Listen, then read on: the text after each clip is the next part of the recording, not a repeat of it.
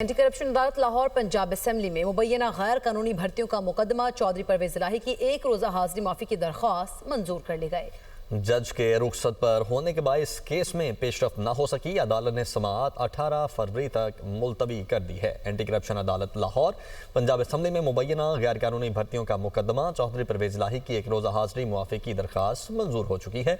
मोहम्मद अशफाक लाहौर से हमारे साथ मौजूद हैं। अशफाक, बताइएगा क्या डिटेल्स हैं?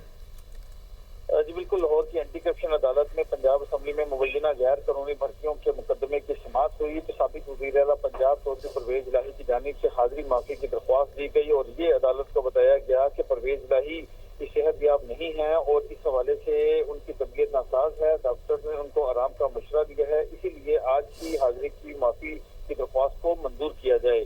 अदालत ने इस हवाले से साबिक वज़ीर आला चौधरी परवेज इलाही की एक रोज़ा हाजिरी माफी की दरख्वास्त मंजूर कर दी, जबकि साबिक वज़ीर आला के प्रिंसिपल सेक्रेटरी मोहम्मद हसन भट्टी में दीगर मुल्ज़मान ने पेश होकर अपनी हाजिरी मुकम्मल करवाई, जिसके बाद अदालत ने समाअत 18 फरवरी तक मुलतवी करते हुए अफ्रीकैन के वकील को बहस के लिए तलब कर लिया। बहुत शुक्रिया अशफाक।